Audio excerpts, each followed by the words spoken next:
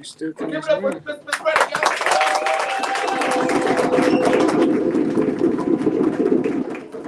That's why I say move it up.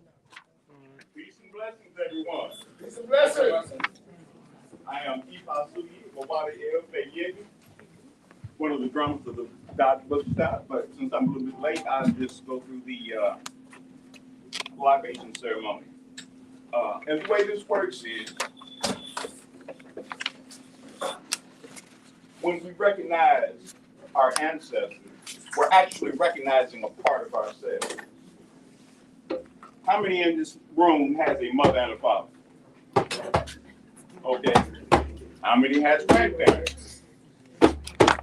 How many of your grandparents have grandparents? And if you follow that line all the way back, can you imagine how many people it took just to create the miracle of creation that sits before me today? Right? I mean, just let's do the math for a moment, right? We are individuals. We each have a mother and a father. Our mother and a father have a mother and a father. So we went from 1 to 4 just that quick. Let's go back 8 generations and imagine how many people. And if you go back to the beginning of time, we know that everyone who's ever stepped on this planet had a part in creating the miracle that sits before us now. So the way this works is because our ancestors are a part of us through our DNA. So we will recognize some of the individuals that we know from the past who had a significance in our bloodlines and help us to be who we are today, okay? Now, I would like to start that out by just mentioning the name of my mother, who is a identical twin, my mother and my aunt, Ruth L. Glover. I will mention the name. I will say Ashe. Y'all repeat after me, Ashe. Ashe is a West African term that simply means so be it, or let the words of my mouth not to return unto me void, right? You're just giving power to those things that we say, right? So again, pouring libation in honor of my mother and my aunt, Ruth L. and Ethel Glover. I say Ashe. Someone from your past, if you would name someone who you know who has passed away, someone from your family bloodline, call out their name. And in doing so, that person is not ceased to exist, but you're bringing back that ancestral memory through your DNA and the power of your spoken word. So call out the name of one of your ancestors. We will signify by saying Ashe and pouring the water. When we pour water into the plant, it's the same with love, nurturing care that our ancestors poured into us and our bloodline in order for us to be healthy today, right? So anyone out there want to name one of their relatives, ancestors, and fans? Yes, ma'am. Ashe. Yes, sir. Ashe. One more. Ashe. Let's bring some volume to the boys. I mean, I got the drums in front of me. It's hard for me to hear it when the drums in front of me, right? So let's bring some volume, let's bring some power. Let's invite that ancestral presence to be with us. To bring energy to this. Call this statement. Ashe. Samuel Brown. Ashe. Eddie Price. Ashe. W.H.A. Ashe. Irene Brown. Ashe. Jalen Pippins. Ashe. Rita Ann Bond. Ashe. Annalie Johnson. Ashe. Get them in here. Ashe. Chris Billy. Ashe. Ashe. Keep calling them out. Keep calling them out. Keep bringing them in. Ashe. Ashe. Ashe. Ashe. Ashe. Judy Lewis. Ashe. Hattie Haslip. Ashe. Ashe. How about for my civil rights fans, right? Fannie Lou Hamer. Ashe.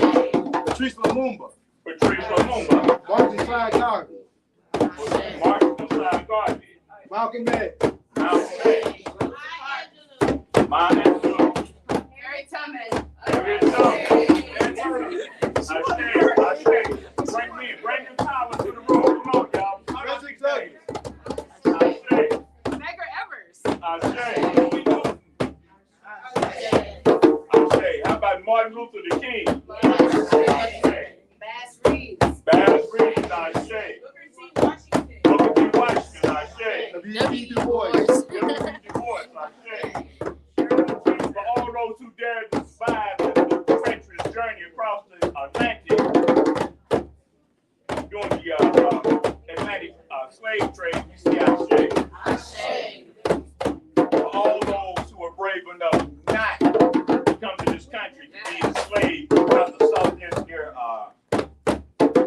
destiny at the bottom of the ocean, to those we say Ashe. To all those whose names we do not know, but certainly we have not forgotten, we say Ashe. Ashe. Ashe. Ashe.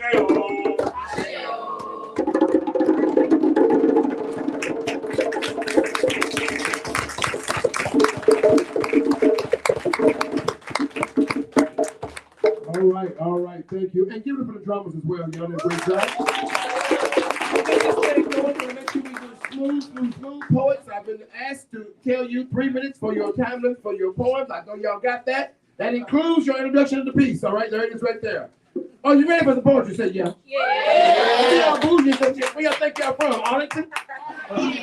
Ready for the poetry? Say yeah. Yeah. Coming up first, please welcome Miss Phyllis Wheatley. Well, yeah, Miss Phyllis. Yes, ready? Are you ready, poets?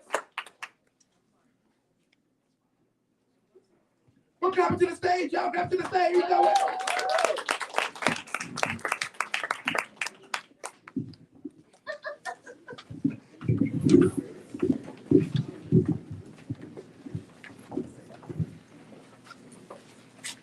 Poets, be ready.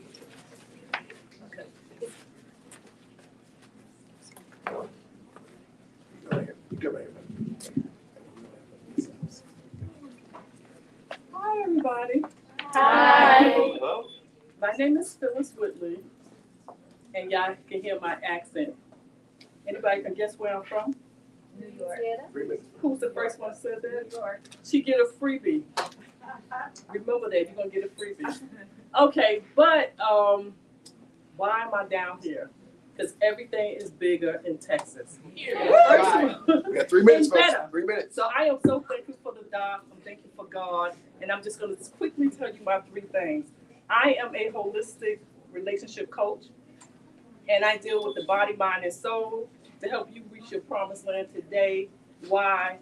Because that's what God has given you so you can get your platform and your voice to make a difference in your community. I deal with the mind with this particular book. I help you with the secrets of breaking the shackles. And this is good for every child, every mother.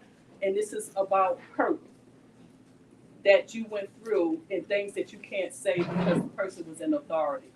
And I'll show you where religious shackles hide to come after your children. Then I go ahead and deal with the soul. This is word. It says, sticks and stones may break my bones, but words will definitely harm me. This is why they took the word from you. This is why they beat us. This is why when they want to hide something from a black man, they put it in a book.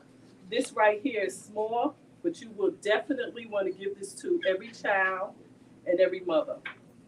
Then I deal with the soul, Blackology. I just wrote this, and I will tell you. They whispered to her, you are ignorant, ugly, nappy head, big butt, big nose, big lips, Oreo, mulatto, drama queen, and undesirable. She whispered back and said, I am God, original creation, crafted from emptiness. Please acknowledge me as nothing less than the queen. I let you know you the queen, and all of your features that people talk about, all of your features that Hollywood do not want, is really because you are the original queen, and don't you forget it. And that's going to be for me. And I would say to you, if you want the book, it's up there, and also you can get it at the Dock Bookstore. If they don't have anything on the shelf, you can go ahead and ask them, and Donna and Danya will make sure that you get it. Did I do the good break time? Am I good? Yeah. How much is the book? How much? Yes. I am not too sure the way I do my books. I do believe it's under $15. Under $15? Excellent.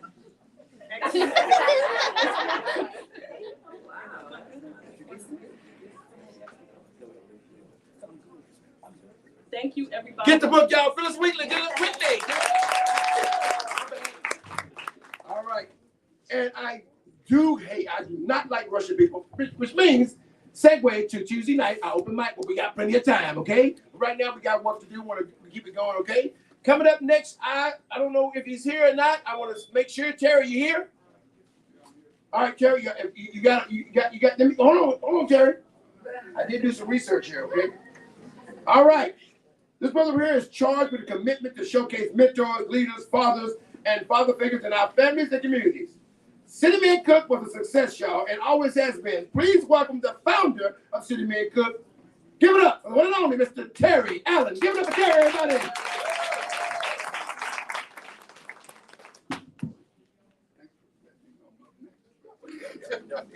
Greetings, ladies. Y'all doing all right? Yes. Raise your hand if you like when a man cooks for you. I don't see too much enthusiasm for that. There's some noise if you like a man to cook for you. Well, City Man Cook is the largest celebration in the country.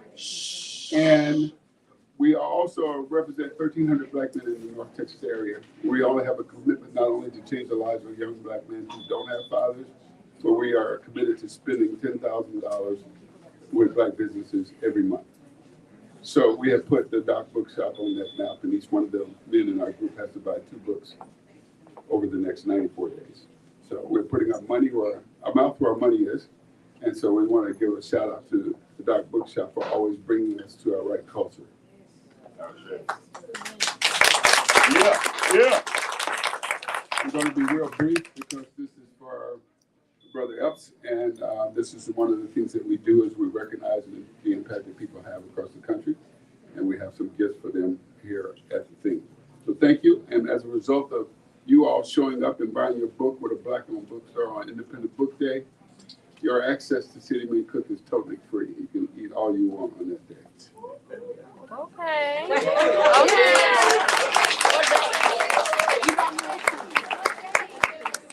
Oh, those that don't believe. All right. What's the date? What day should we show up? We are the largest Father's Day celebration in Texas. Yeah, men give up their Father's Day to cook for women in the community. This is our 25th year. Let's get this done real quickly. Taste of the South, doing business in City Man Cook, is a private nonprofit organization whose purpose is to show the positive outlook of black men in the community throughout our city, North Texas region, and we have a flagship culinary festival. More than 300 fathers, mentors, and leaders cook, and we serve more than 3,000 people. And through our charitable efforts, we've raised more than $160,000 for other nonprofits. Okay, so if you have a nonprofit, we let you sell the tickets. We are here to recognize that the American actor Omar Epps, born in Brooklyn and raised by a mother of the diaspora, Bunny Marie Epps, has appeared in lead roles and made a positive, global, iconic impact to our image as black men throughout the country. And in that process, he has impacted us in the influence of the diaspora. Omar Epps is the author of many books. The books we bought for him was Fatherless and Fatherhood, and now we bought the books, The Awakening, The Reckoning of the Nubia series. So they've been resolved by the state of Texas, the Senate of Texas, that Omar Epps is recognized as an iconic actor, author, influencer, and role model for all black men across this country. Therefore, on this day, we recognize and enter into the record the greatness of the contribution of Omar Epps. I'll give him a hand.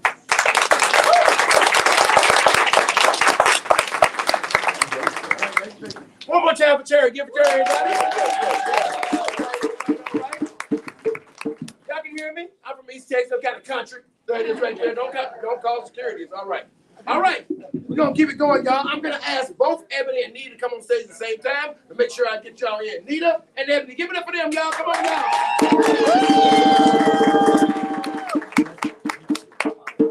Come on up, ladies. Come on. Come on. All right.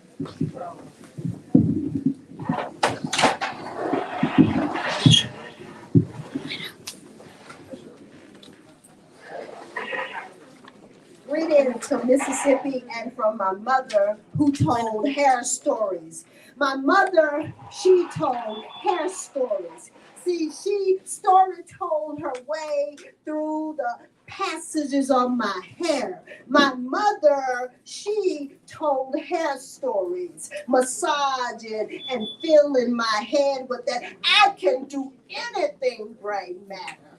My mother, she told hair stories, and sometimes she would scratch my scalp as though she was digging in the Garden of Eden to ensure that snakes got up with it, and that illusions of nappy-headed nightmares wouldn't get stuck in the branches of my strands. See, my mother, she told hair stories, ancient of days hair stories, like glory-bound hair stories from the motherland hair stories, like the wonder of the real Wonder Woman hair stories, to dispel the patchwork of the unauthenticated Cleopatra story. See, my mother, she told hair stories, stories of black girl magic in the land of Goshen, hair stories of black queens ruling in antiquity. My mother, she told hair stories. She told hair stories as she branded and plaited and twisted and braided my hair into ropes, ropes three-stranded for unity, unbreakable. My mother, she told hair stories, anointing my hair strands as she prayed that I would not become prey to the prayers of this world, praying that I would stand in the grandness of my glory, hair strands above on the throne of this is my birthright. My mother, she told hair stories to write my story. That whitewashing shampoo will never be able to whitewash the glory of my hair story. My mother, she did that. Before she transitioned, she did that. And I am so much better for the hair stories she told. And I close my soul.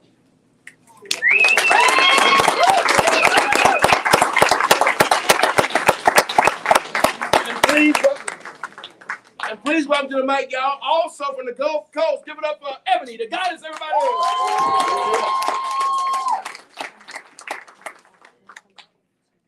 Grandma's hands clapped in church on Sunday morning. Grandma's hands played a tambourine so well. Grandma's hands used to issue out a warning. She said, baby, don't you run so fast. Might fall on a piece of glass. Might be snakes out in that grass. Grandma's hands. You know, there was always something special about my grandmother's hands. It was as if anything she touched became instantly infused with love, and everybody loved my grandmother. She was the apple of our eyes. It was her nature. And she used it to plant a garden of us. Seeds were even sown into her food. I mean, you could literally taste our family tree embedded within her pies. But her sweet potato pies, those were my favorite. And I remember her love was deeply rooted in God, careful to harvest the purest love for our Heavenly Father. And I remember that she had praying hands, right? How she'd use those hands to dig down in the dirt to ask God to protect the loved ones. I remember how she'd get down on bended knee and call his name daily. How she'd speak Psalm 23. The Lord is my shepherd, I shall not want. And I remember after she finished how she'd raise her hands to the heavens and shout, thank you, Lord. Grandma's hands soothe the local unwed mothers.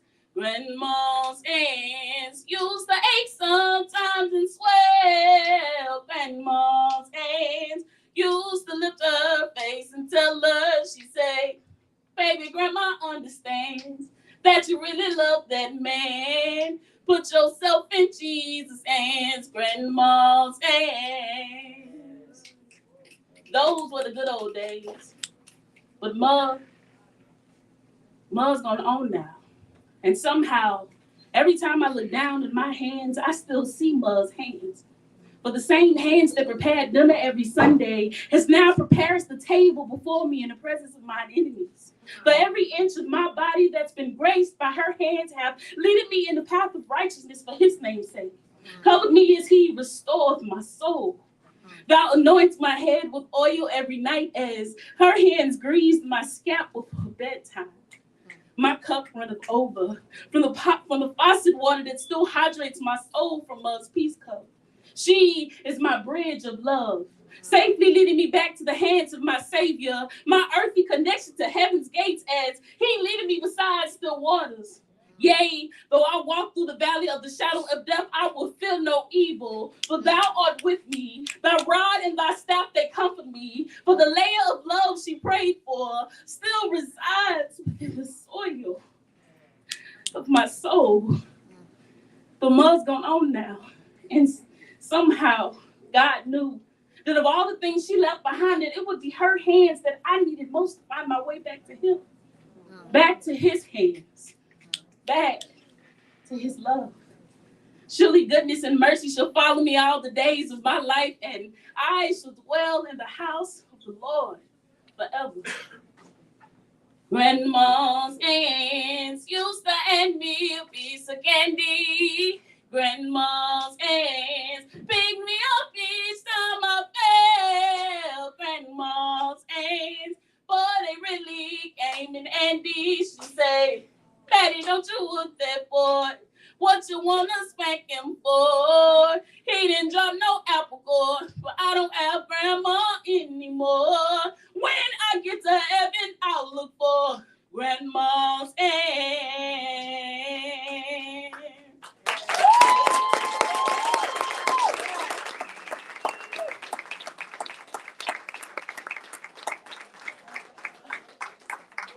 One more time for everybody, guys. Miss Tina Alabama. All over Mississippi, Alabama up in here. And now I want to bring out our final speaker before we bring up our esteemed guest. All right. If you're enjoying yourself, say welcome.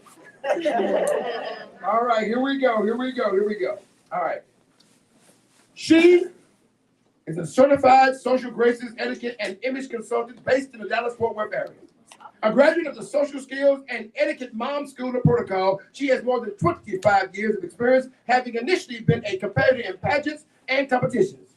Having competed in the Miss America organization and was the first African-American woman to be named Miss Memphis and Miss Memphis State University. I want you to please welcome the director of the Miss Juneteenth pageant and founder of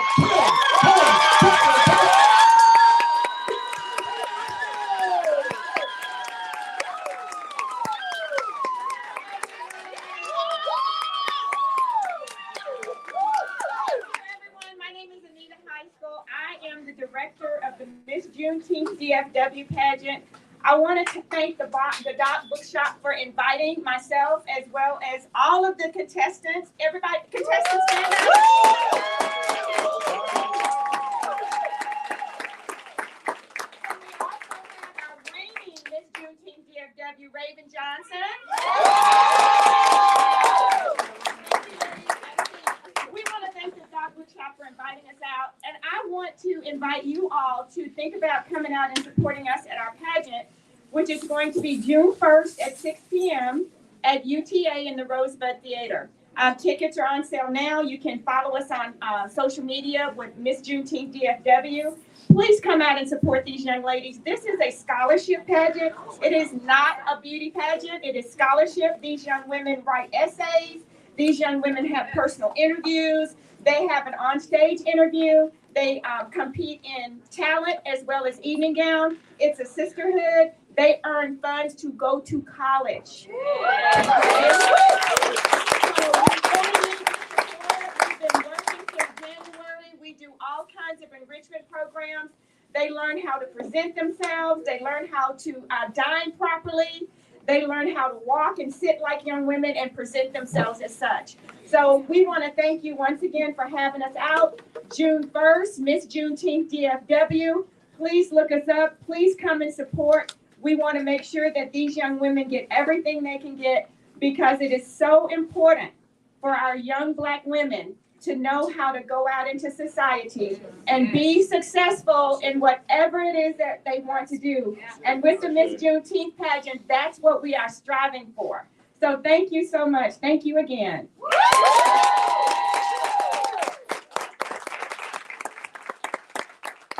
One more time for Anita. Give it up for her. All right. Again, y'all, on a Saturday, you can be anywhere else, but I have the honor to introduce our moderator for this some amazing conversations getting ready to happen right now. I am going to do the bio honors for this wonderful lady. Y'all having a good time? Y'all good? Yeah. All right. So what I should have did is put my QR code on the back. I'm kidding. All right. Here it is, y'all. I'm sorry. Folks, if you don't mind coming and filling in those spots, any empty chair, anybody standing, come have a seat. Come up. If you see an empty seat, let's fill it up. It's good for the camera. All right, cool. All right, so come on up, y'all. Come on up. This is how we do. So last month when I was at the NWCP Image Awards, y'all, which I'm happy to be a part of, that's what they did in between the commercials. They bring everybody up, fill in the seats, all that stuff, and then make everybody sit down before they come back. All the work behind the camera, right? So thank you so much, y'all. The seat right there beside this gentleman, all right there, it's got padded cushion in it too. Padded cushion. All right, we'll let you know. All right, any other seats? Anybody else seats? Yes. Yes, ma'am. So any empty seats, anybody standing can come up and have a seat, all right? If you're over there, you want to transfer over here, you can do that as well. Come on in. Yes. Raise your hand, got an empty seat next to you. Anybody got an empty seat? Where the cash at? Okay. All right. So if you got an empty seat, y'all, I think that's it. Y'all can come. We good? All right, because I'm going to come sit down in one of those seats myself. All right, cool? All right, here we go. All right. I'm going to introduce our moderator, and then I'm going to do the introduction for our wonderful, wonderful esteemed guest, all right? Her career in storytelling has taken her from television stations in Tallahassee, New Orleans, Sacramento, and San Francisco, as well as a brief stint in San Antonio. Along the way, she's chased hurricanes and politicians, covered crime and corruption, not to mention her share of grand openings and parades. And it all began when, as an undergraduate at UNT Denton, when she landed a position as a news intern at KDFW, and the rest is history. She is an unflappable reporter capable of covering all aspects of news in a way that brings credibility to the outlet for which she serves. Dock family, please welcome here to moderate a cool conversation with our featured author, broadcast journalist, storyteller, fiction writer, and mom to a talented music composer, Fox 4 News personality, and community mentor, Miss Dion England. Give us a All right, here we go. Y'all gotta get ready. Y'all gotta make some noise. I mean, I want people on their feet. I want this to be a fun. Remember now, we filming. Okay, cool. But do it because you love the atmosphere as well. Now, Mike, I got one more thing to say. We got to represent Texas, right? Woo! Yeah. I want us to be so loud that they can hear us in New York because they need to hear us in New York. Yeah. We deserve to have all the high profile, like Omar Epps, who's putting out great literary work in one of the biggest states in the country. So I need them to hear you all the way in New York. Thank All right. you. All right. With that being said, this man's bio is extensive. I cut it down so you can cut up. Okay, cool? All right, here it is. This brilliant actor, a brilliant American actor is no stranger to the big screen. He has appeared in lead roles in feature films and has starred alongside some of the most legendary actors in the business. He has co-starred in critically acclaimed shows like House, This Is Us, ER, NYPD, and Power Book. This versatile artist has been part of Emmy Award-winning, Oscar-worthy endeavors and numerous other productions in a career that spans decades. His power and presence seem to always be part of the Hollywood formula for success for television, film, and now literary arts. This brother is a man who has always been on cue because he has the juice.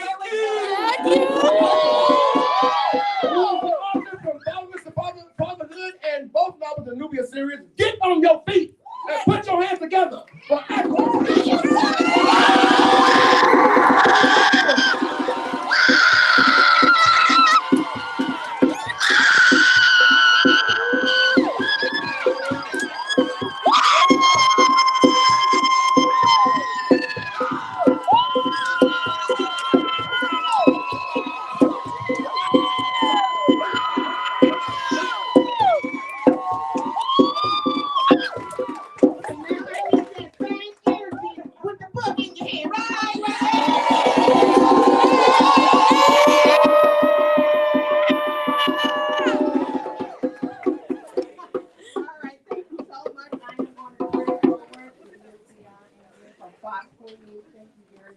Thank you so very much. And you all are so excited. And all of you, we just want to say thank you for being here. And Omar, welcome to Fort Worth.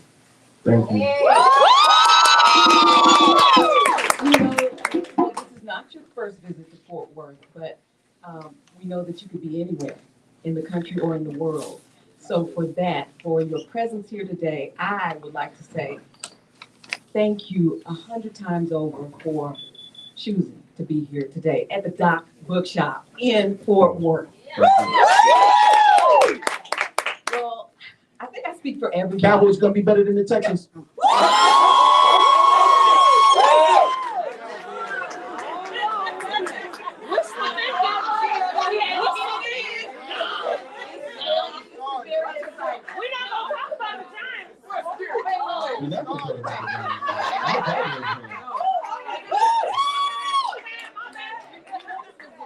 Probably one of the biggest things I'm excited about sharing because we were discussing the fact that he is a lifelong Cowboys fan. Yes, sir. So, but I am just, I would like to say first and foremost, thank you for the expression that in many instances, rarely is an artist one-dimensional. And you are the perfect embodiment of that.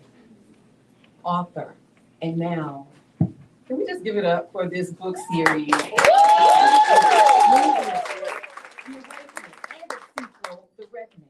And I would like to give you the floor for just a moment to explain to us where the concept came from for this particular work of fiction, which is geared toward young adults. Yeah, Nubia. The original concept was one day I was sitting around looking at the world. It was about 15 years ago. And all the tumultuous things that go on. And I was imagining to myself, what if love itself was illegal? And what would the world look like, right? And so I started vibing with that thought, which spawned the idea if love was reborn through a person who didn't know they were loved, then what would the world look like? Now, the book is totally different from that thought, but that's kind of where it started for me. So every character in the book represents a human emotion, and it's about this group of displaced teenagers who are just trying to find their way in life. Seems very normal, but it takes place 100 years from now, so I try to reimagine the geography of the world, the power structure, the who's who, the have-nots, all of it. And what I found in writing a book about the future, I studied a lot of history. And what I found was a common themes throughout the human experience seem to transcend time. And that was daunting, but it also was inspiring in a sense of hopefully these books could be a part of the breadcrumb trail that helps future generations better themselves. It's so imaginative, and the detail, and I don't want to, of course, I don't want to be anybody's spoiler, but the detail involved in not only the characters, but like you said, the environment, and where they are in New York City, and what it looks like in 2082. That's the setting, and Not too far off. I know it's because Look at all the young people like that. I know, don't blink, right? He's 68. Wait a minute. That fast. It happens that fast. But before you began acting, I understand you started writing at a very young age. Yeah. For me, all of it, my art spoke through writing. Acting for me became an extension of that. Writing these like characters and stuff. And I was the only child, so I'd act them out by myself, entertain myself. And then I did a school play, and I kind of got bit by the acting bug, so to say. And I just I fell in love with the craft. But for me, it's always, even through my journey as an actor, I was always writing, approaching characters from that perspective. We know that you're a husband and a father. And first of all, let's just give it up for your wonderful, beautiful wife, Keisha Epps.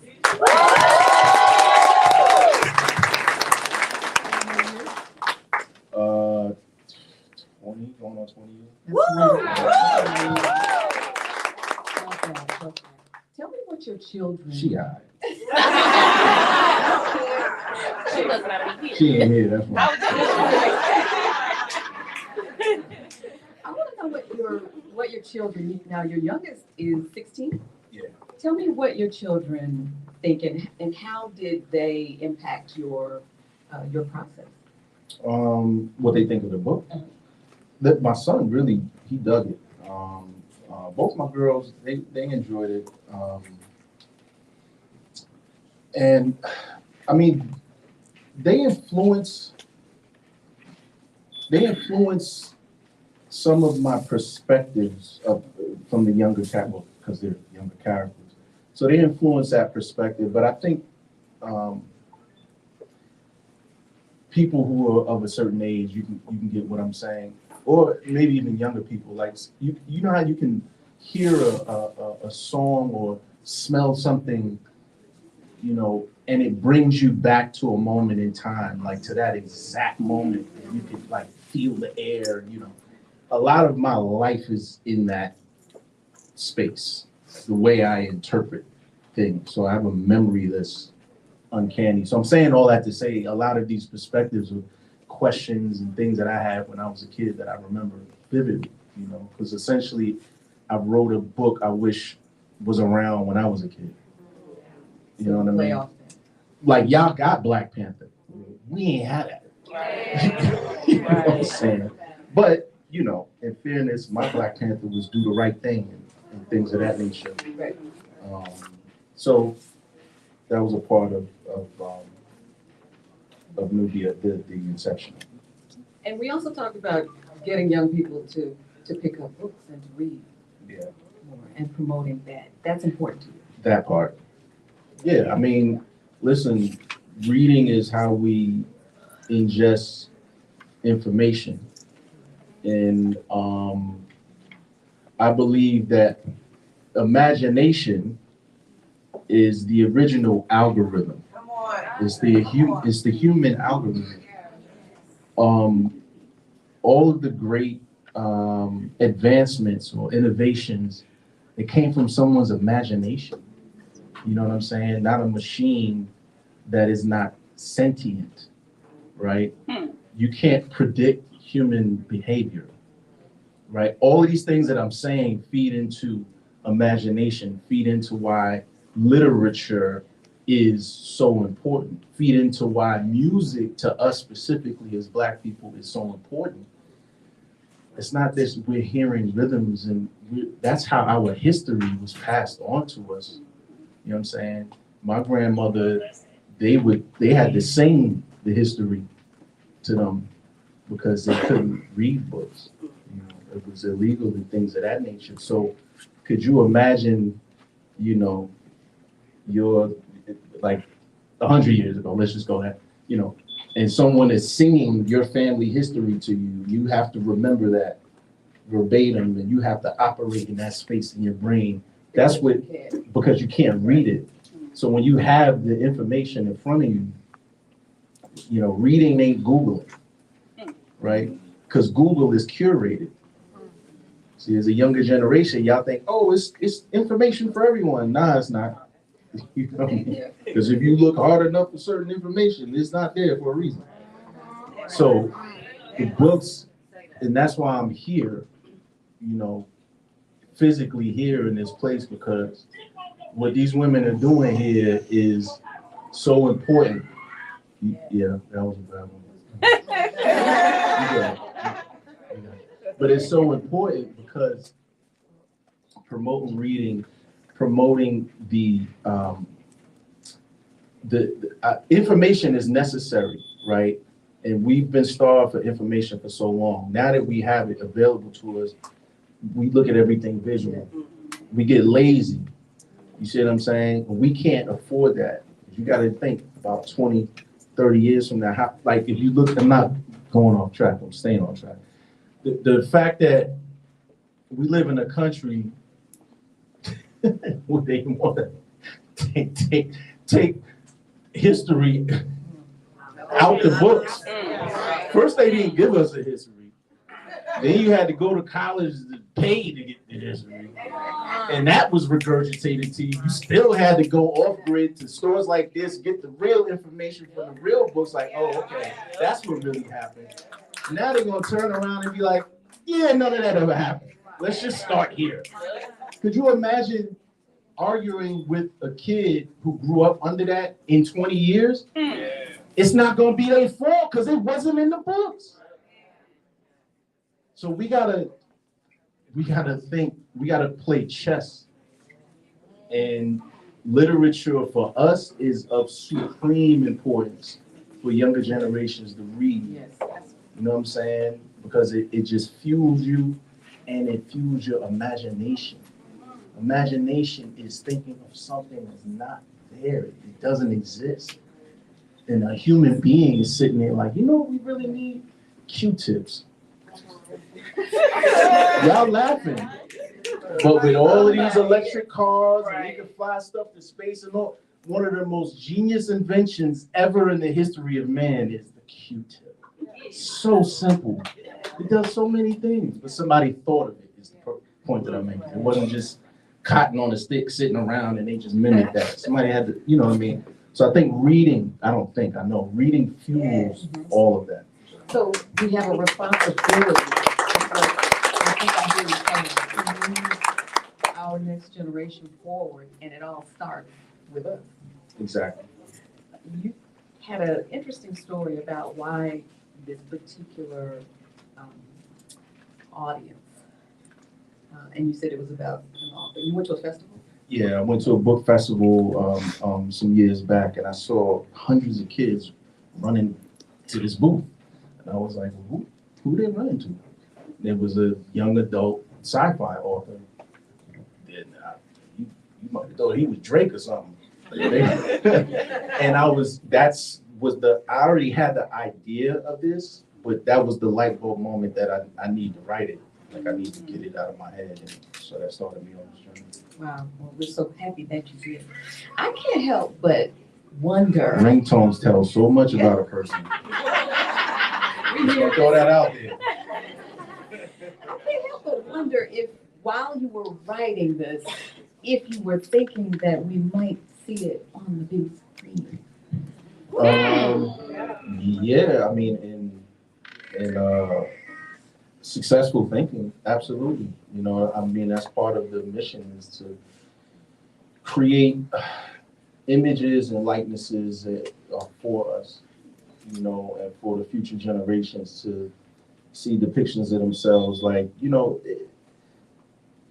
we have to I like to keep things in context, right? Like with my kids, I'm like, when I was a kid, they still sold black and white TVs in the store. And my kids be like, damn, you old, Dad. And I'm like, that wasn't the point of me telling you that. Right. The point of me telling you that was that happened in my lifetime. You know what I mean? Like, so I'm saying all that to say, like, as much as we think we've advanced, we haven't. You know? So these are the type of things I'm thinking about in the book. Ultimately, I got a gazillion stories, but there's small screen version, there's feature version, there's animation. Yeah, we're gonna hit them all. Is there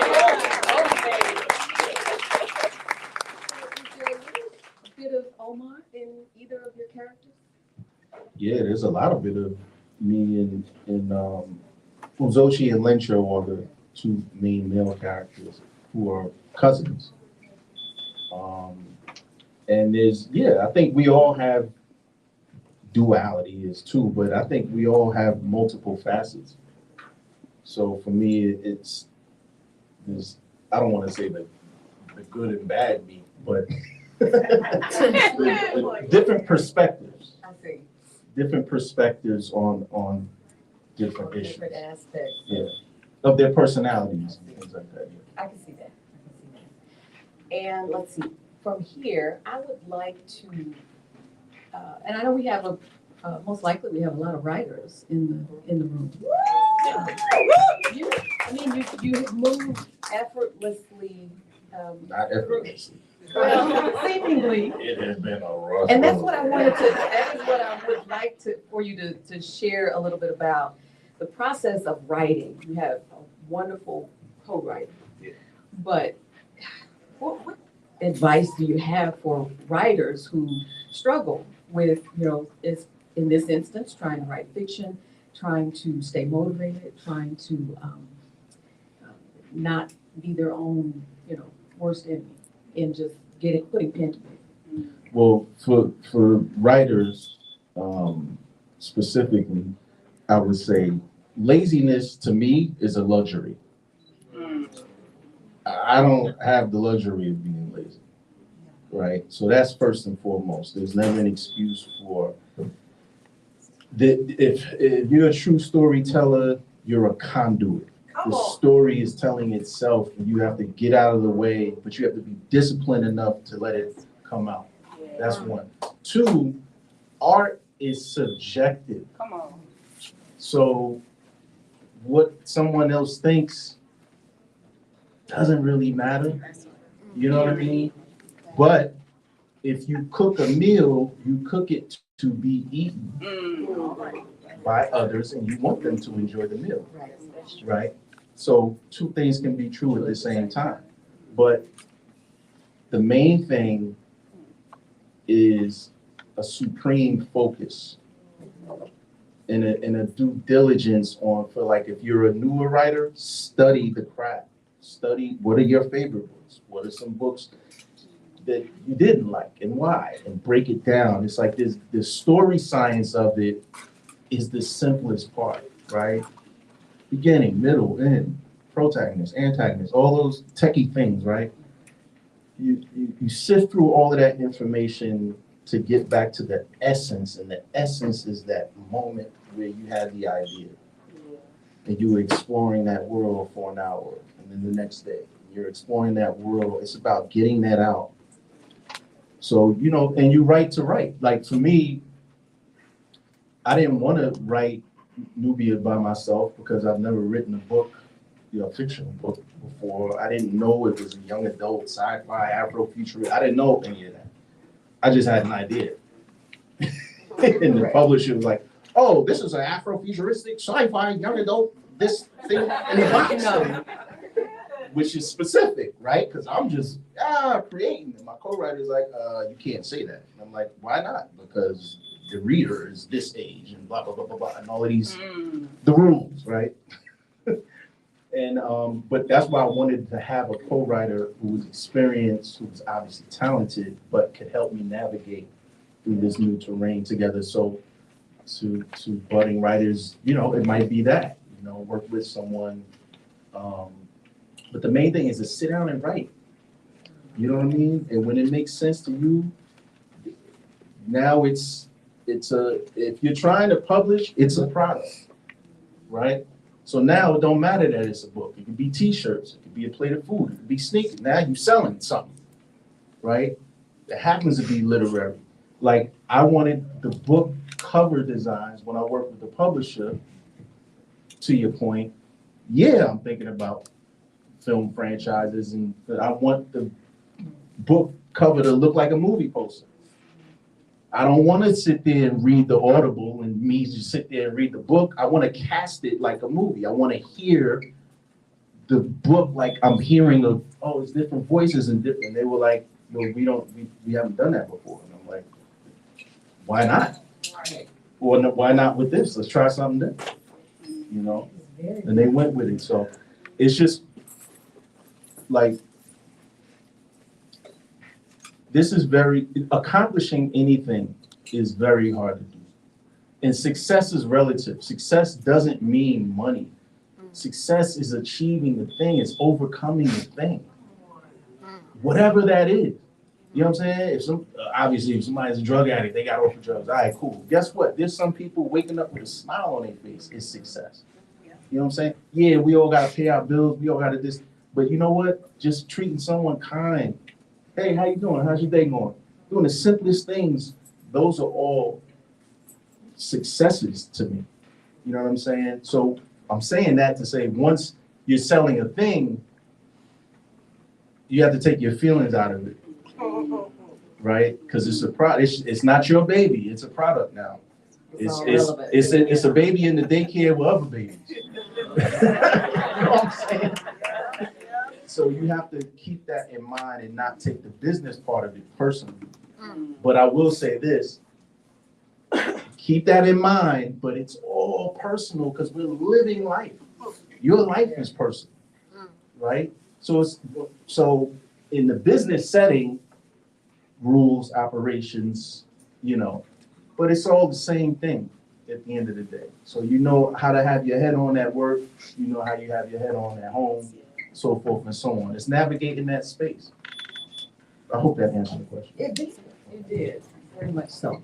And we are on a limited time frame. Am I just rambling? No, we're not listening. We do. That little brain was like, you sound stupid. You cooking. No, I think we have time for not many, but maybe several questions if anyone has one.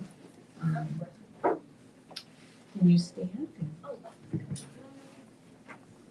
First, thank you for your performances over the years and everything you've done. It's always been very unique and amazing. So thank you for that. And my question is, out of all the body of work that you've done, have you ever had a character that after you finished, you incorporated some of their truth or insight into your own life?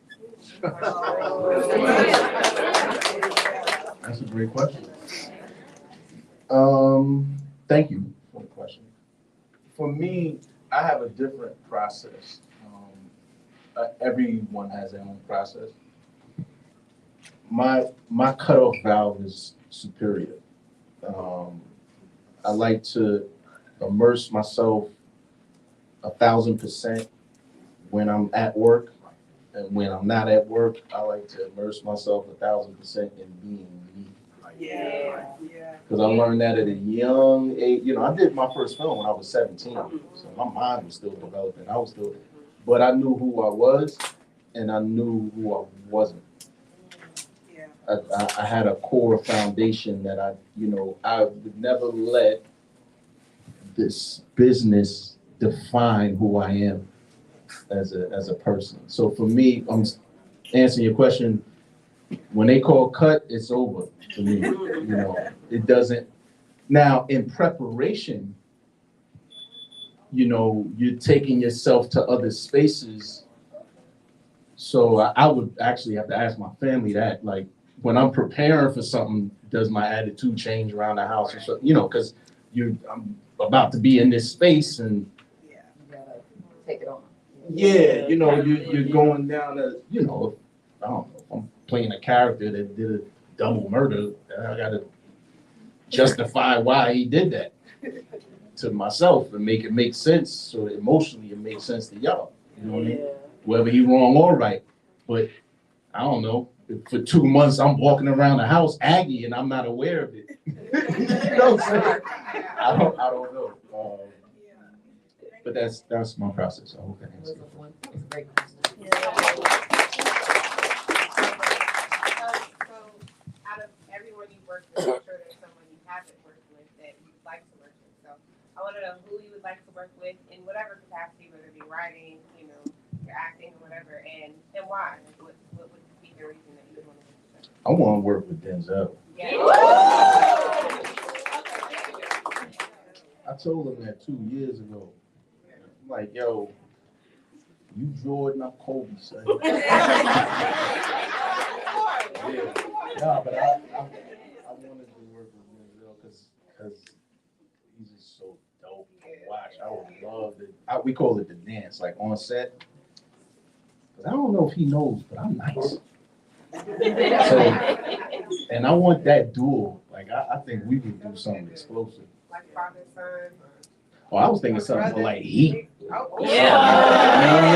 Yeah. Played a lot of athletes. Several projects, every sport almost. I don't know why. Are you an athlete? Are you athletic? Do you love to? I'm athletic, yeah. Yeah.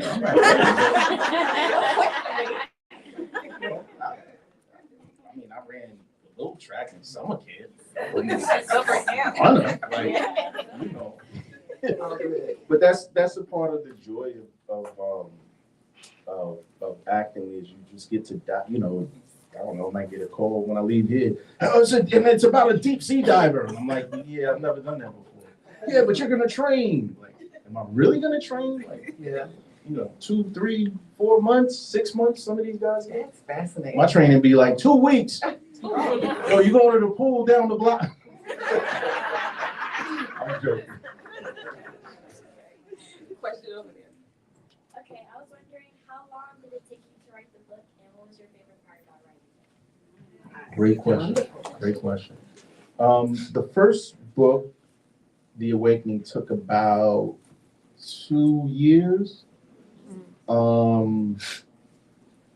Yeah, I wrote it. I haven't been through I did my memoir, but I self-published. So the process of going through a publisher. So you have to write a book proposal, right? Which is kind of like, hey, this is what the book's about. This is what, to me, it's like writing a pitch to pitch a TV show or a movie. The world, the characters, and then sample chapters.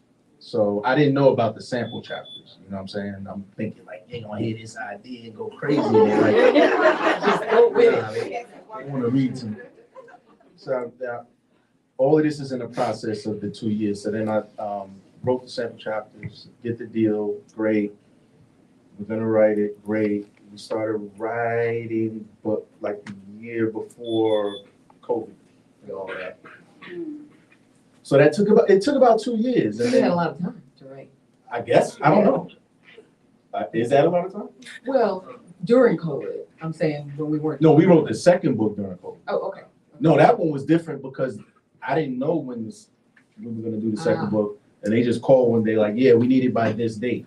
And I'm like, yeah, but I'm filming a TV show right now. And they're like, yeah, so have it by this date. So writing the second book was it was challenging because of that, but it was actually fun creatively because the first book is, I just described to you. Yeah. The first book is a slow burn, so it's like going up the roller coaster, and the second book just takes you down. From page one, you just you're in it. The challenges. The challenges were fun. There were no challenges that were, because again, I've never done this before, so I'm like a kid, right? Like nothing was daunting to me, or if they said, maybe you should think about that. When it comes to art, they say there's no wrong answer, but with things that have structure, as long as it's justified, then you go with it, if that's what you're feeling. But it has to be justified. It can't just be because, I just want his name to be Ramel. You know what I mean? But everything has justification. I'm saying that to say that's why nothing was daunting to me in terms of challenges from the publisher and then the editor, like all of these notes. And like, I was just able to take it all in. And with some things, yeah, that made sense. Let me go further into this. With other things, I was like, because they have on that shirt. And this is why. But when I justified it to them, they were like, okay, we'll go for it. Well, did you have editors? Did you meet with any particular obstacles where you ran into objections where they're like, well, shouldn't really have her say this or in this setting? Or No, I didn't really have those. Now, here's the cheat code, I guess, when you ask that question is my co-writer, Clarence A. Haynes, is an editor as well, which I didn't know. Right? I found that out in the process. Like, he's really good. Yeah. Like, if we do this on page 28, you got to think about page 69. And I'm like, yeah, I'm thinking about that. But I think he was also surprised at how, like, I actually write. Like, I didn't just slap my name on something and say, you do it. You know what I mean? Like, so a lot of the heavy lifting and those things, those questions, most of that was between me and Clarence. Because when we wrote the first book, he was in Germany. He actually got locked down in Germany. Wow. And I was in New York. So I'm calling him like 2, 3 in the morning. I'm that guy. You know what'd be dope? When they come from here and move over there, they do this and da da da da. And then he says that. And he's like, okay, yep. Can you call me in the nope? You gotta write this down now. And then we go back and forth. Yeah. It was a fun process. Great. We have another question. Let's do this side of the room. Hello. First of all, I just want to say I love you. And I watched Love and Basketball over 20 times. So Yeah.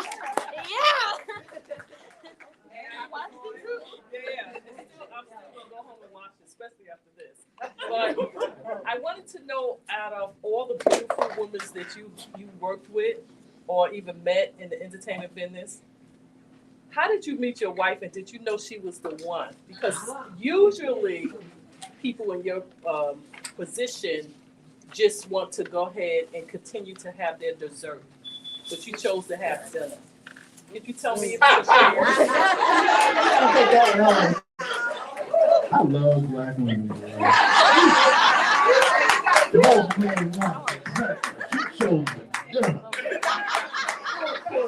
Cold too. I'm like, yeah, I might use that one. Right there. That's a great question. For me, well, me and Keisha met when I was 18. I known her before she, had a deal and all that with her group and everything like that.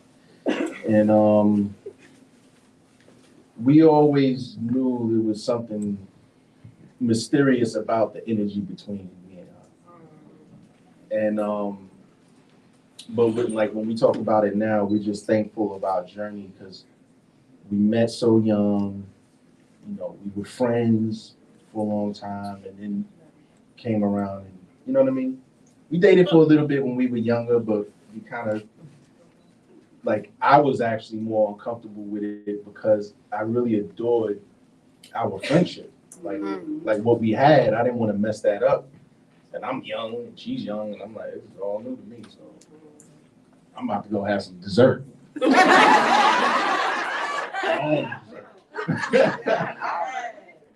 Let's meet back for dinner in the morning. But it's a feeling. It's a feeling. Yeah, it's a feeling, and we earned it. We earned it between each other, and when we came back around, that wasn't a question. That was at a time in my life where, I was praying for removal of unnecessary energy, anything that was taken away from me. I didn't want it around me, and things just started to happen. The most random. I could be 5 minutes late for a meeting, and I'm like, I need a parking spot right outside of this building where there's never parking spots. And as I'm turning the corner, somebody pulling out the parking spot. My life was just happening like this because I was so in tune, and that's when we reconnected.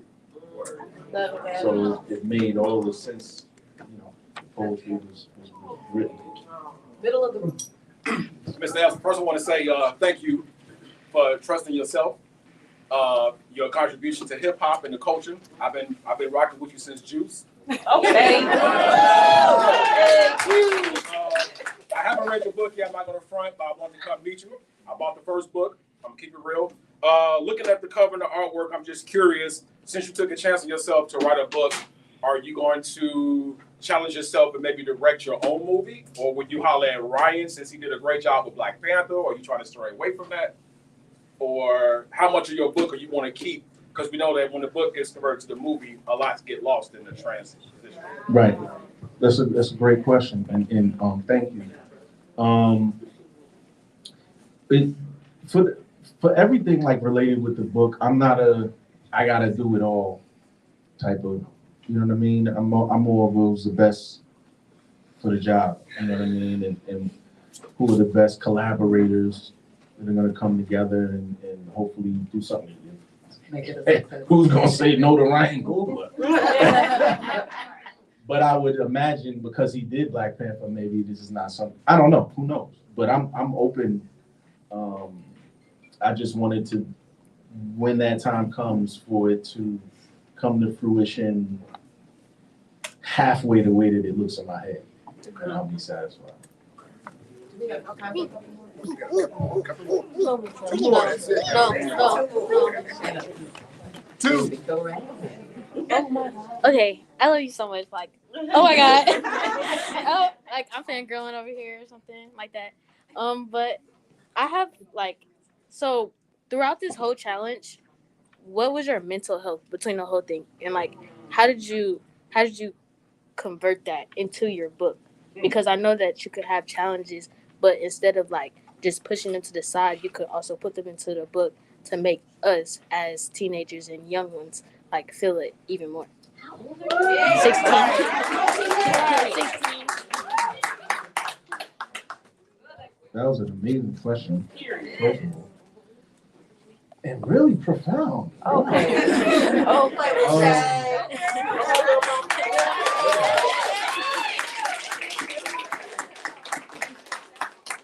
Well, no, what you touched on is really, it's a special part of the process for all artists of whatever.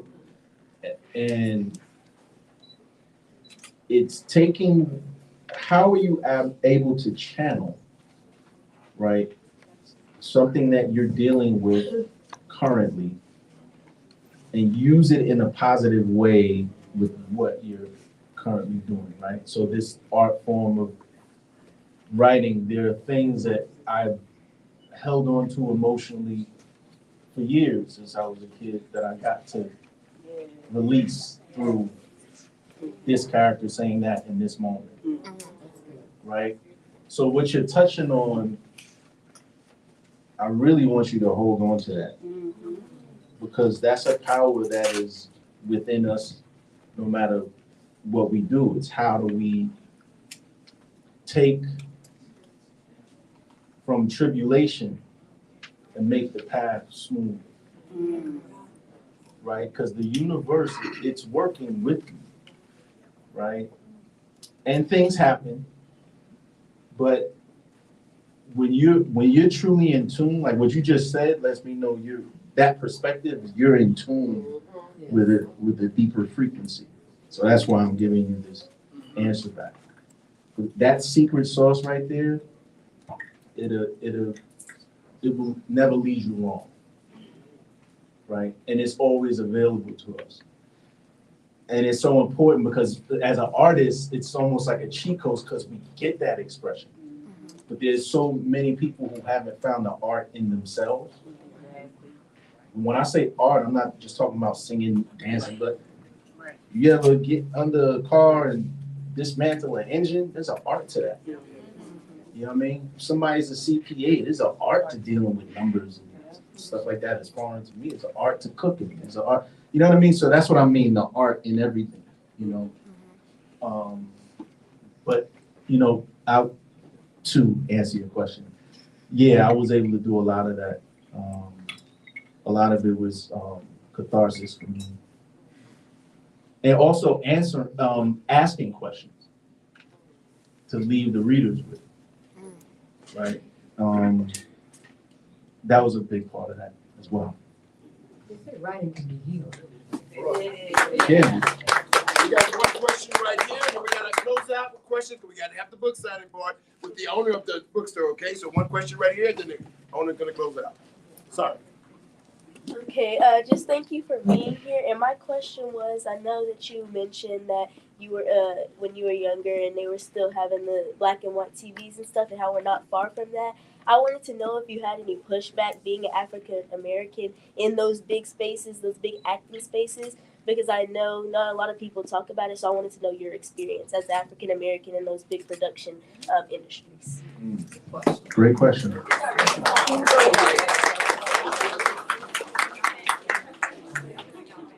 Yeah, that's why I said it's a rough journey, right? But it's no different than any of us. When we black and brown in this world, as of right now, it is what it is. So it doesn't matter what you do. But I'm more of a strategist, and there's a time and place.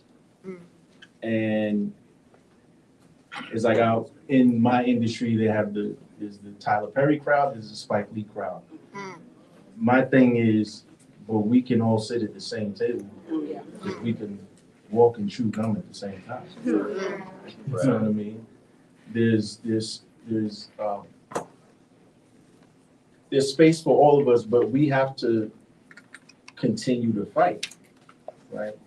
For a young actor right now, a young black female or male, it seems like there's all this work, but there's really not a lot of work. Seems like it. There's a lot to look at, but it's a lot of fast food, not a lot of home cooking.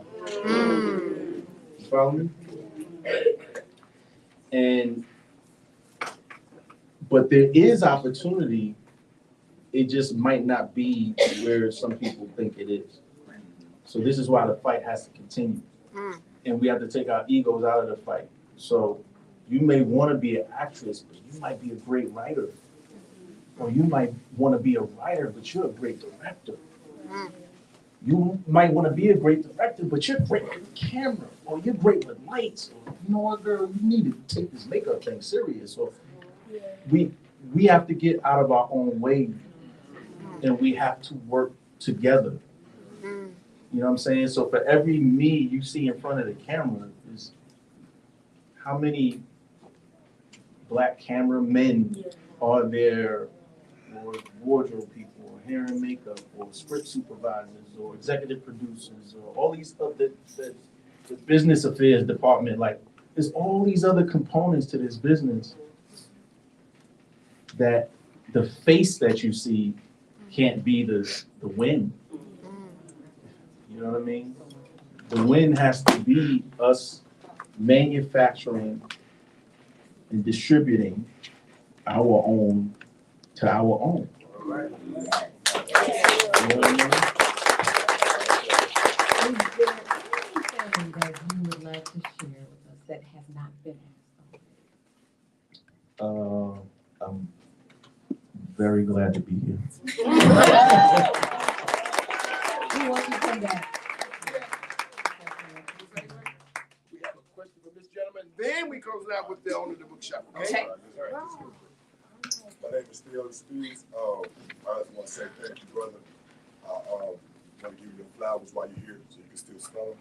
I respect you, you get what I mean? From everything, from shoes, you know. Hey, Q! Hey, Q! I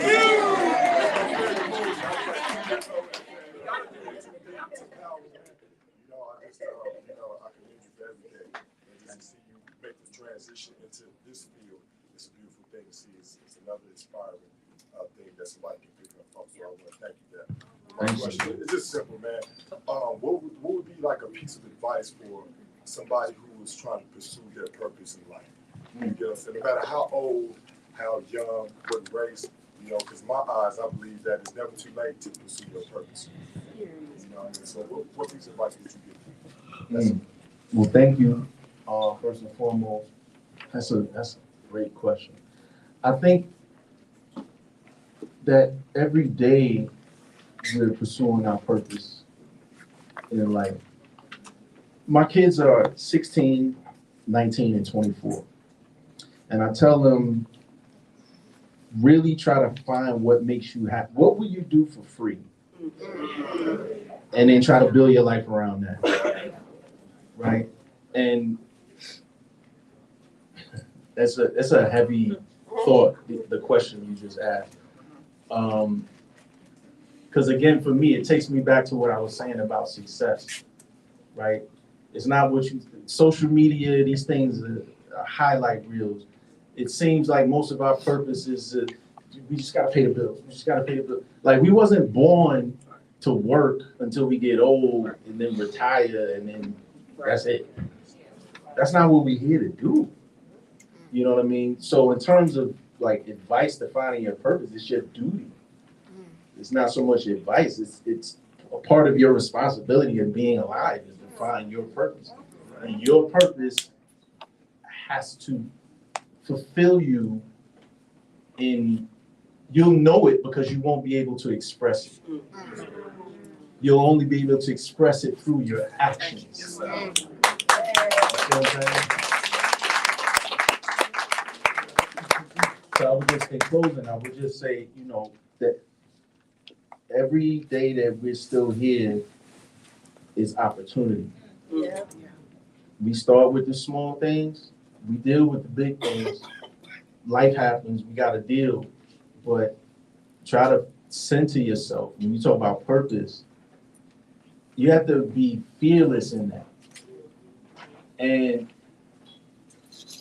we have a lot of fear amongst us, you know what I mean? But we didn't get here, we didn't progress this far from fear. We progressed this far from being fearless. So part of, I'm saying that specifically to finding your purpose, again, if it don't make sense to nobody else, if that fulfills you like that, if you wanna go look out for them kids or do those things for those people or help out this person that, man, he stabbed you in the back. Yeah, but it feels like the right thing to do is to help this person out now. That's where we gotta stay. You know what I'm saying? And once we start treating each other better and not being fearful of each other, right? Beautiful things will happen. Beautiful things will happen.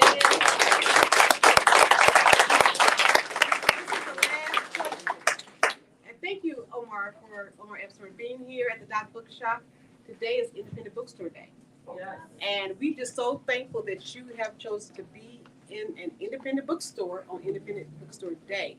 Please speak to the significance and importance of indie bookstores and just your commentary on it. Oh, indie bookstores is, that's my jam. That's where I used to find, you know, I'm from New York, so there was a few black-owned bookstores. Not a lot when I was younger, but there were a couple. And that's why I used to go find all the goodies and, you know, talk to the owners of the stores, and they would put me up on different literature. And I loved that when I was a kid, because that community, again, it's like, I keep taking back to the ancients, like passing along the information is what it's all about. Passing it along, like, and I was able to soak up so much of it, and I still do every day because we never stop learning. But it's just the indie bookstores are like the lifeblood. You know, like you have your chains, and that's cool, but it's a different type of politics. You know, and we have to keep, I think, not just indie bookstores, but independent anything in this country. That we gotta fight for it. That's what I mean by the lifeblood. Like, you know, nothing happens in capitalism without the middle. So when they, you know, are destroying the middle, it's with intention. It's not just by happenstance. So I'm only throwing that out there. I know you guys have a question. Seems like I'm over here, but I'm bringing it back. In terms of supporting each other, that's why we gotta, now more than ever. It's like I tell the young boys all the time, is your man, he made a shirt, he's selling it for $100. Yeah, but he want $100. If you spend $500 on the deposit, you ain't like, you want to support your man? Respect. So that's why I'm here. You know what I mean? That's why I'm here. And I didn't know it was Independence Book Day. But yay!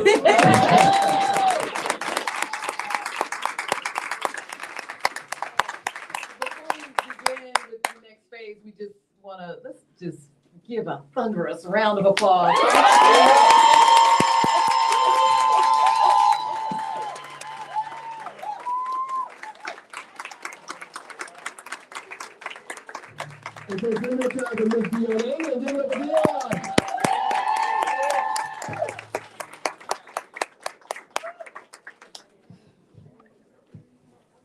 All right, we're gonna take a little short, tiny break. They didn't get a snack. We're gonna get this situated for our signing, okay? They're gonna give you instructions on how they're gonna do that, all right?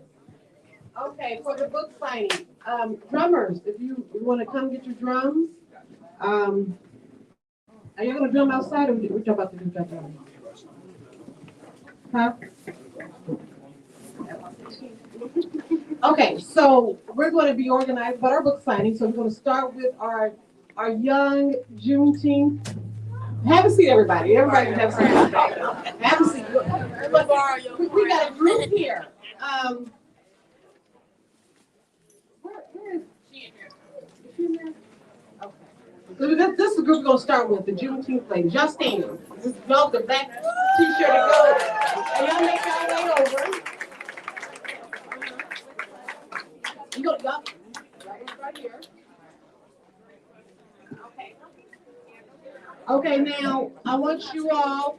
We have Marcine and Joy here. They're gonna give you a sticky and a pen. Write your name, who you want him to make the book out to, and make sure y'all put them on the page. Okay.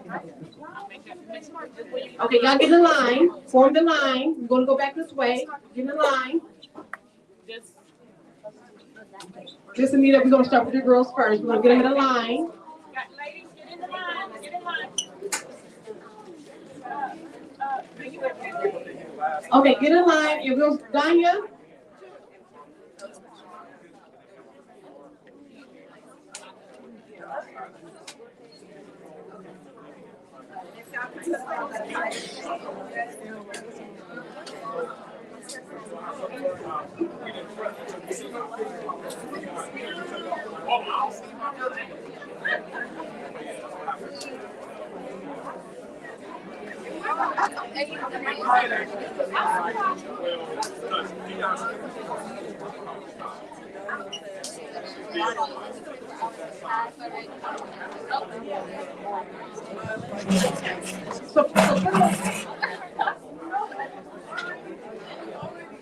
Okay. And doc members, any doc members in the house? I want the doc members to line up after the girls. Doc members, if you're in the house, go ahead and get in line. And then those who prepaid online, raise your hand. Those who prepaid online. Okay. And we're gonna take the line around this way. So go ahead and get in line too if you prepaid online.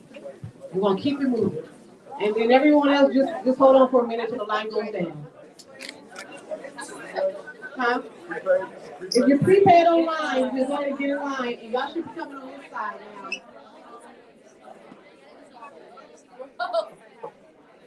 Oh, this is mobile. I can walk this thing. Hold on.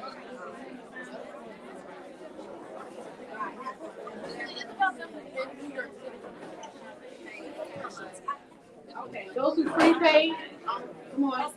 We're gonna take the line around this way. Come on. We're gonna go around this way. Raven. You have to pre.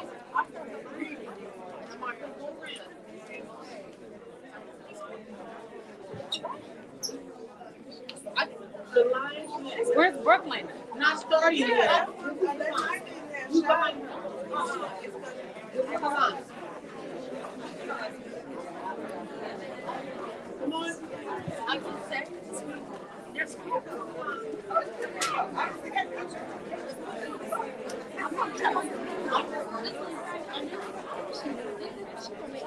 I'm giving this back to you.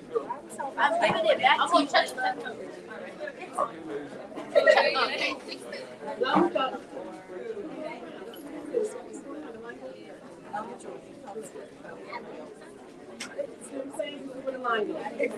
Around, So I need y'all to like okay. give me so I can take a picture.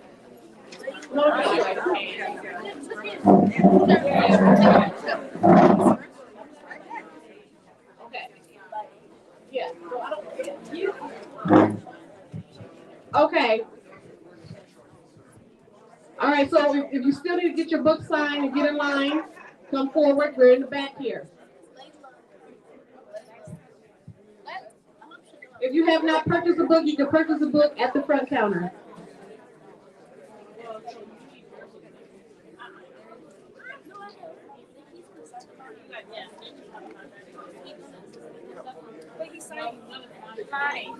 Lonnie. You got the book?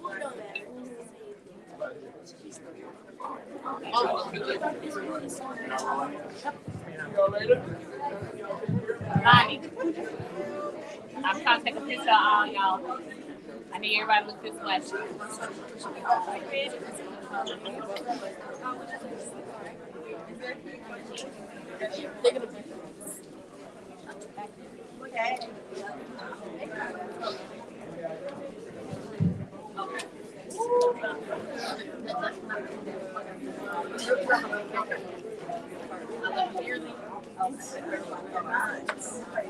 Look up. Look up. I need to see everybody. Make sure I see you. And then I don't see your book. I don't see your book.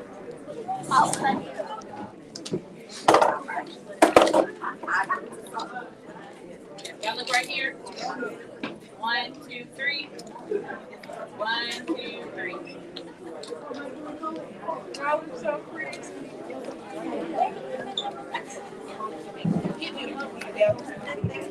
Okay, Mike William Poet. Those who perform.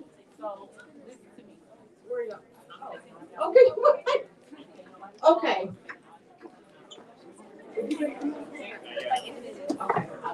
Okay, we're gonna squeeze our entertainment in behind the girls.